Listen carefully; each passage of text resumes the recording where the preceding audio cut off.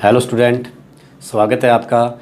जैसे कि हम 10th क्लास की प्रश्नावली नंबर 5 कर रहे हैं, जिसमें समांतर श्रेणी के बारे में हमने कल समझा था बेसिक। आज हम समांतर श्रेणी कैसे बनाते हैं, यदि प्रथम पद और सार्वंतर दिया हो, और साथ में यदि कोई श्रेणी है तो वह समांतर है या नहीं, सार्वंतर जांच करके हम उसका किस प्रकार से लिखते हैं। जैसे कि हम पहला सवाल कर रहे हैं 5.1 के दूसरे का दूसरा करते हैं। पहला हमने किया था कल, 5.1 का दूसरा करते हैं हम। दूसरे सवाल का सेकंड कर रहे हैं हम। तो 5.1 के दूसरे का हम दूसरा कर रहे हैं, जिसमें लिखा है प्रथम पद 1/3। प्रथम पद है 1/3, 1/3, और सार्वंतर है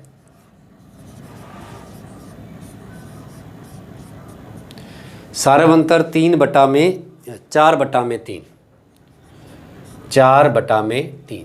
तो इस प्रकार से हमने समांतर श्रेणी बनानी है, हमने एपी बनाना है। समांतर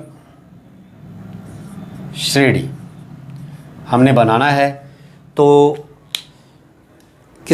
इसके लिए हम ये करेंगे हल।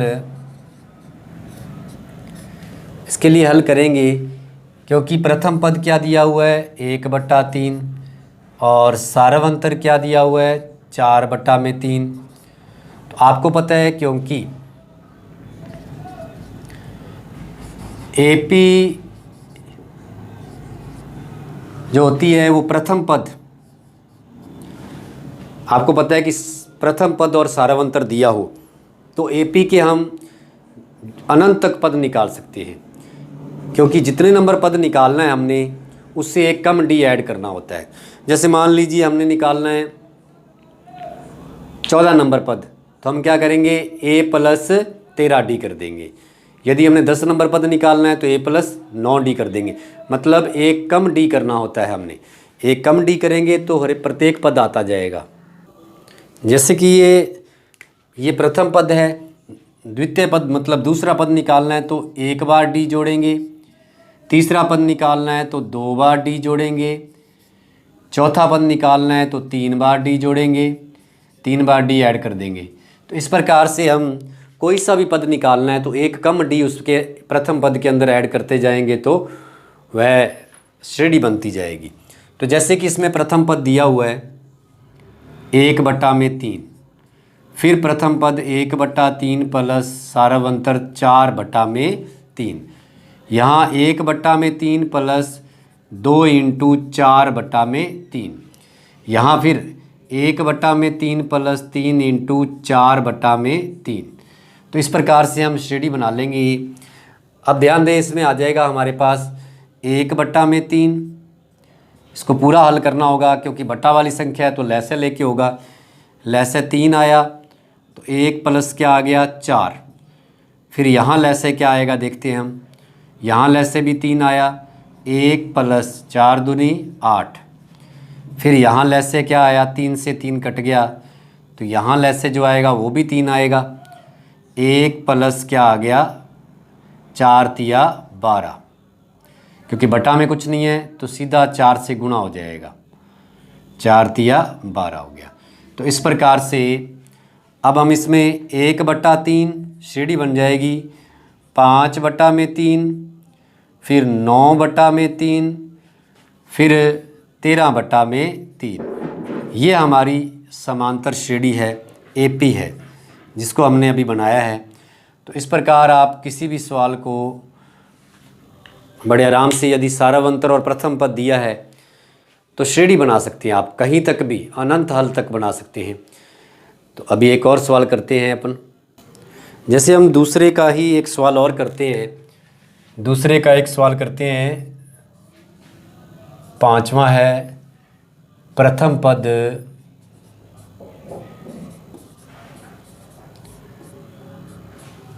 5वां करते हैं हम। प्रथम पद दिया है 11 और सार्वंतर दिया है 4।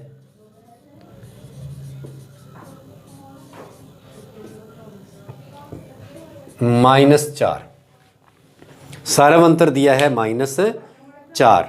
अब ध्यान दें आप, इसमें भी श्रेणी बनानी है हमने 4 पदों तक, जितनी भी बना सकते हैं हम।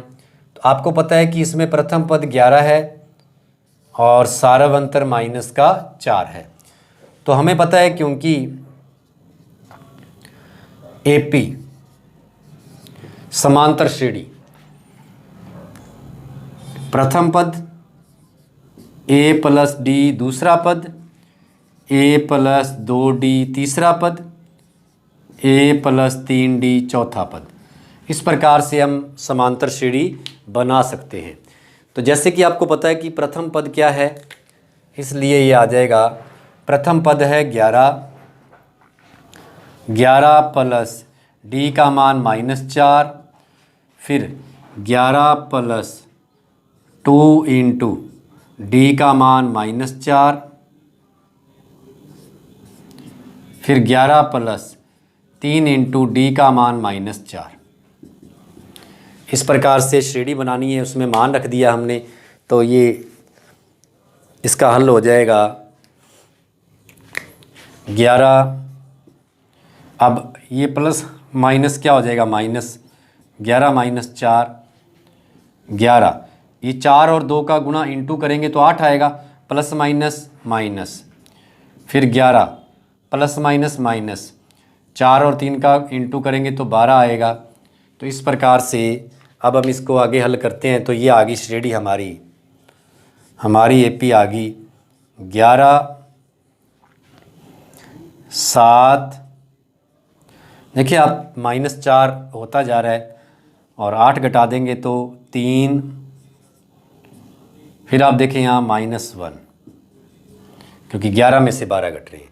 तो इस प्रकार से समांतर श्रेणी हमारी तैयार है।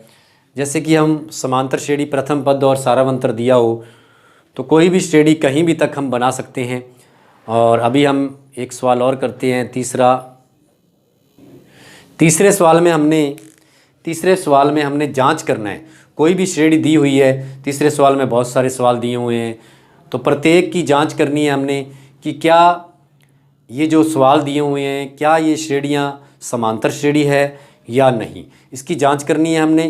तो इसका तीसरे का हम पहला सवाल लेते हैं, तीसरे सवाल का हम पहला सवाल करते हैं, उसकी जांच करेंगे। तीसरे का पहला सवाल है 2 5/2, इस प्रकार से दिया हुआ है 2 5/2, 3 7/2 और आगे इस प्रकार से दिए, एक श्रेणी दी है। अब हमें इस श्रेणी का पता नहीं है कि ये समांतर है या नहीं, क्योंकि उन्होंने लिखा नहीं है। यदि वो लिख देते कि यह एक समांतर श्रेणी है, तब हमें प्रथम पद पता था और सारवंतर निकाल लेते हैं। अब श्रेणी का पता नहीं है कौन सी है, और इसलिए हम इसकी जांच करेंगे। तीसरे सवाल में, प्रत्येक सवाल में जांच करनी है। तो ध्यान दें आप, इसकी जांच हम करेंगे। सबसे पहले इसमें ये दिया हुआ है 5/2, 3 और 7/2। अब इसमें हम सारवंतर निकालते हैं, प्रत्येक का अंतर निकाल लेते हैं। उसे सारवंतर हम बोल नहीं सकते प्रत्येक के अंतर को, क्योंकि हमें पता नहीं ये समांतर सारवंतर सभी में अंतर समान है या नहीं। तब हम देखें आप कैसे निकालेंगे।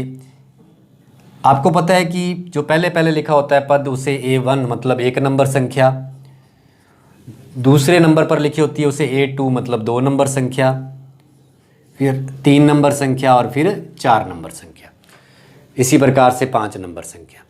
ये पैर में नंबर होता है, ये आपको कल बताया था। और इस पूरी संख्या जो लिखी हुई है यहाँ पे, इसे AN से बोला जाता है। AN मतलब 2 नंबर संख्या का मान, 2 नंबर संख्या का मान। ऐसे ही ये 4 नंबर संख्या का मान है 7/2, तो ये AN है। तो अब आप देखें यहाँ पे जांच करनी है, तो जांच कैसे करेंगे। A2 - A1, फिर हम A3 - A2, फिर हम A4 - A3। इस प्रकार से हम जांच करेंगे इसमें। तो आप देखते हैं कि A2 - A1 लिखा हुआ है। A2 कितना है 5/2 और A1 कितना है 2। फिर A3 का मान 3 और A2 का मान 5/2। A4 का मान 7/2 और A3 का मान है 3। अब ये बट्टा वाली संख्या साथ में आ गई तो लैसे लेना पड़ेगा। तो लैसे लेंगे तो आप ध्यान दें, 2 आ गया लैसे, 2 से 2 कट गया तो 5। अब इसके बट्टा में कुछ नहीं तो 1 है, तो सीधा 2 का 2 से गुणा करेंगे, क्या आएगा 4। यहाँ लैसे 2 आया, इसके बट्टा में कुछ नहीं तो 2 का सीधा 3 से गुणा हो जाएगा 6। 2 से 2 कट गया 5। फिर इधर इसी प्रकार 2 लैसे आया, 2 से 2 कट गया 7। यहाँ 2 ये 3 के बट्टा में कुछ नहीं तो सीधा गुणा हो जाएगा 6। तो इस प्रकार हम कह सकते हैं कि ये आ गया 1/2 और ये अंतर भी आ गया 1/2 और ये अंतर भी आ गया 1/2। तो अपने कह सकते हैं क्योंकि अंतर क्या है, सभी में अंतर क्या है, समान है। क्योंकि सारव अंतर मतलब D का मान आ चुका है, सभी में अंतर समान है तो उसे सारव अंतर बोलेंगे 1/2। सारव अंतर कितना है 1/2। सारव अंतर आ गया है 1/2 है, सभी में अंतर समान है तो अपने कह सकते हैं इसलिए 2 5/2, 3 7/2 एक समांतर श्रेणी है।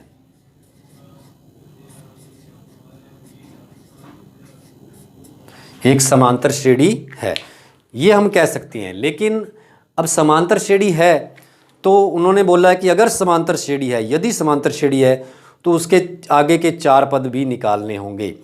यदि वह समांतर श्रेणी है तो उसके आगे के 4 पद भी निकालने होंगे। तो आगे के 4 पद निकालने हमने, इसके आगे 4 तो उन्होंने दिए हुए थे, जांच किया समांतर श्रेणी पाया। अब इसके आगे के 4 पद निकालने हमने, तो यदि ये समांतर श्रेणी नहीं होती फिर 4 पद निकलते ही नहीं, क्योंकि सारव अंतर समान नहीं है तो पद कैसे निकलेगा। तो इस प्रकार से हम अब आगे के 4 पद निकालेंगे। क्यों? क्योंकि पहले सवाल में ये समांतर श्रेणी है। अब आगे के 4 पद कैसे निकालेंगे, यहाँ से जांच करते हैं। प्रथम, द्वितीय, तृतीय और फोर्थ, 4 नंबर पद तक तो दिए हुए हैं, तो आगे के 4 कौन सा बनता है, 5वां।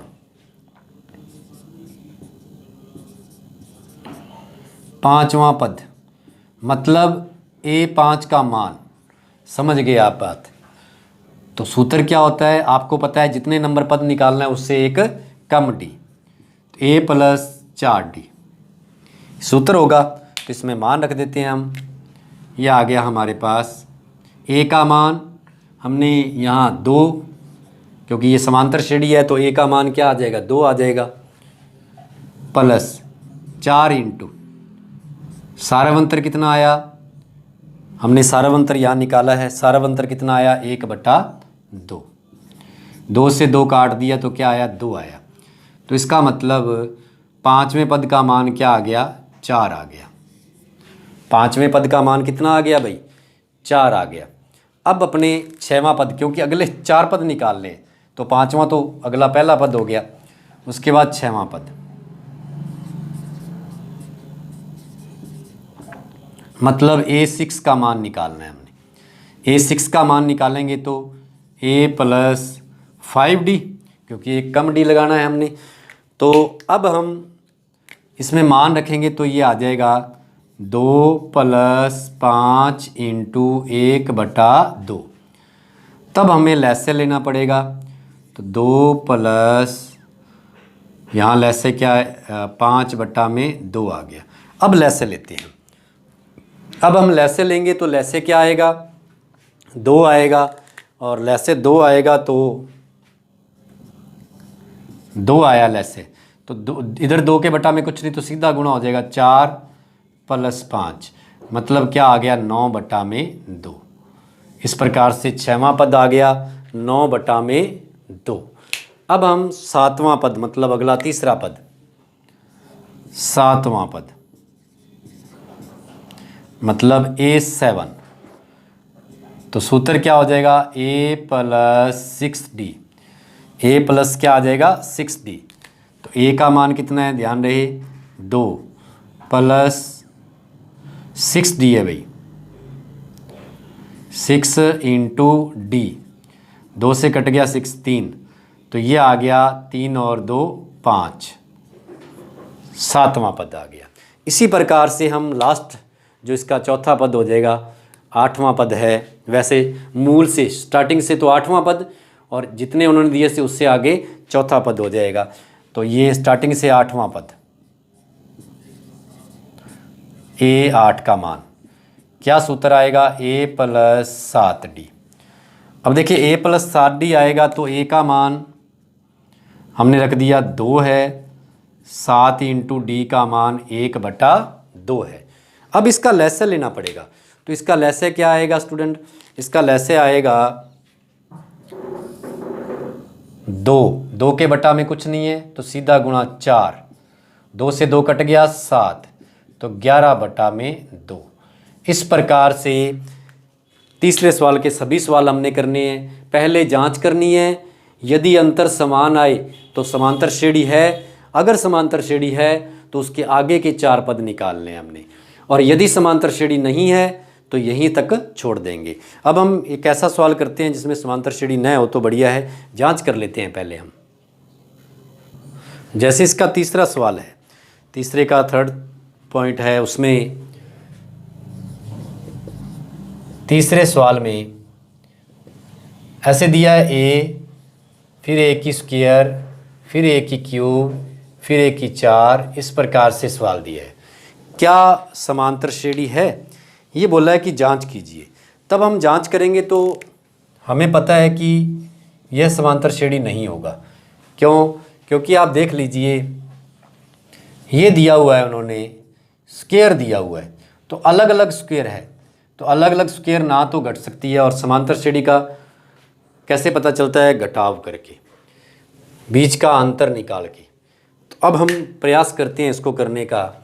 तो इसमें आ जाएगा, हम सूत्र रखेंगे तो a2 माइनस a1,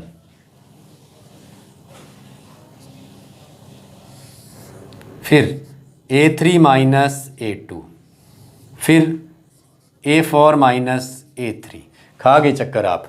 अरे भाई ये हमारा सूत्र है, पैर में नंबर है, मतलब a 2 नंबर पद का मान यहाँ रखेंगे, 1 नंबर पद का मान अगले पद में से पिछला पद घटाएंगे। यहाँ भी देखें, 3 नंबर में से 2 नंबर घटाएंगे, 4 नंबर में से 3 नंबर।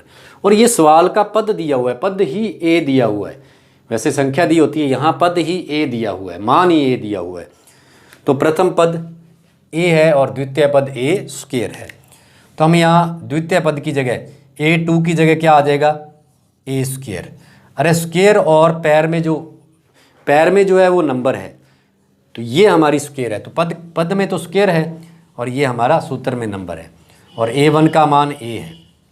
फिर इसी प्रकार a3 का मान a की क्यूब और a2 का मान स्क्वायर, और यहाँ a4 का मान a की 4 माइनस a की क्यूब।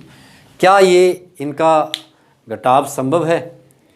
ये तो घटाव हो गया, इसके आगे तो नहीं हो पाएगा। समान अंतर आया क्या, इसका कॉमन लेके आ जाएगा, लेकिन क्या इसका समान अंतर आया? इसको आगे हल करना है तो कॉमन ले लेंगे हम, लेकिन फिर नहीं आएगा कॉमन लेने से। तो क्या यह समान अंतर आ रहा है? नहीं आ रहा। तो इसका मतलब सारव अंतर समान नहीं है। प्रत्येक पद का अंतर समान नहीं, तो अपने कह सकते हैं इसलिए a की घात 2, a की 3, a की 4 समांतर श्रेणी नहीं है। यदि समांतर श्रेणी नहीं है तो आगे हल भी नहीं करेंगे हम।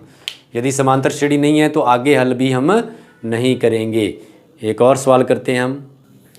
जैसे हम इसका थर्ड सवाल करते हैं, तीसरा सवाल कर रहे हैं, और तीसरे का हम एक और सवाल करते हैं। जैसे 5वां है, तीसरे के 5वें में रूट में 2 है रूट में 8 है। इस प्रकार से रूट में संख्या है, तो कई बार रूट में संख्या भी समांतर श्रेणी नहीं होती और कई बार रूट में संख्या भी समांतर श्रेणी हो जाती है।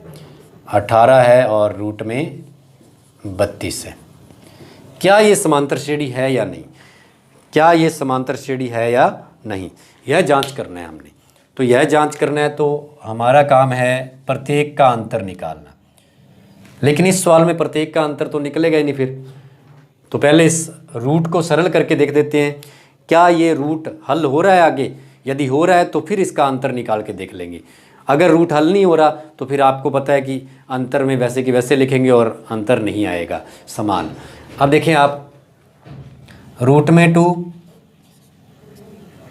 अब इसका 8 का रूट में जैसे 8 है 2 इंटू 2 इंटू 2, तो जोड़ा बन गया यहाँ। तो रूट में 8 का हल क्या आ जाएगा, देखिए आप। तो रूट में हल का 8 का हल क्या आ गया, 2 बाहर और 2 रूट में। तो इस प्रकार से 8 का आ गया 2 रूट 2। इसी प्रकार से यदि हम ये हमने रूट का 8 का किया है, रूट 18 का करें तो इसके गुणनखंड करेंगे तो ये आ जाएगा रूट में 2 से भाग गया, 3 से गया, फिर 3 से गया, तो 3 का युग्म बन गया। तो इसका मतलब 3 रूट में 2, ये आ जाएगा 18 का। 18 का क्या आ गया, 3 रूट में 2। इसको आगे सरल कर लिया हमने। कई बार रूट सरल नहीं होता लेकिन इस सवाल में सरल हो रहा है। अब रूट में 32 की बात करें तो देखें आप, इसके गुणनखंड करेंगे तो 2 से 16, 2 से 8, 2 से 4, 2 से 2, इस प्रकार से 2 दूनी 4, 4 दूनी 8, 8 दूनी 16, 16 दूना 32। 2 तो युग्म बन रहे हैं, मतलब 2 दूनी 4 रूट क्या आ जाएगा 2। तो इस प्रकार से हम कह सकते हैं कि ये आ गया 4, इसका विस्तार 4 रूट में 2, 4 रूट में 2 आ गया। अब हम इसकी जांच करना हमारे लिए सरल हो गया है।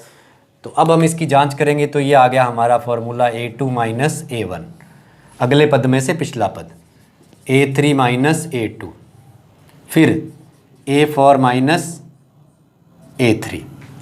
तो ध्यान दें आप,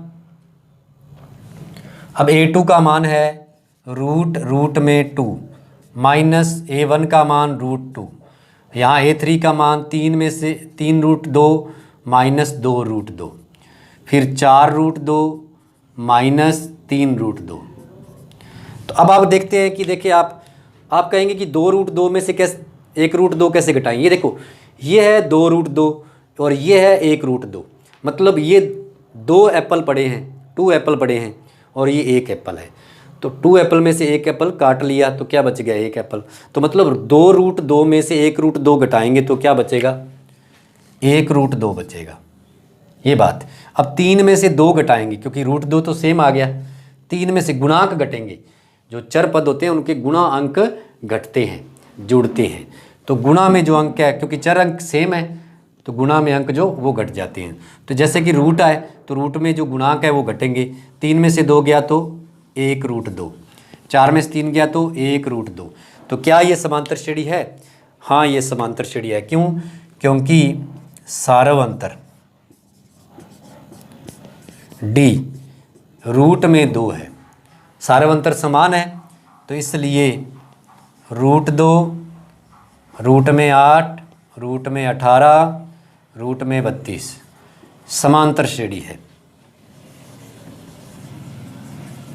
अगर समांतर श्रेणी है तो अगले 4 पद निकालने हैं, वो आपने निकालने हैं। जैसे कौन सा निकालना है, अभी 5वां पद ज्ञात करना है, तो a + 5d लग जाएगा। d हमारे पास आ गया रूट 2, तो a हमारे पास है रूट 2। तो इस प्रकार से हम अगले 5 पद निकालेंगे इसके। वैसे तो आपने सभी सवाल 5.1 अभ्यास के सभी सवाल करने हैं रिवीजन में, 5.1 अभ्यास पूरा फिर कॉपी में कर लेना है। लेकिन जो आज करवाए हैं वो भी, और जो रिवीजन के लिए दिए जा रहे हैं और जो नहीं दिए जा रहे, क्योंकि इसी तरीके के समझाए हैं तो सभी सवाल आपने करने हैं। 5.1 आपका इस अभ्यास में पूरा है और कल के वीडियो में हम 5.2 अभ्यास करेंगे। और वीडियो को पूरा ज़रूर देखें आप। धन्यवाद।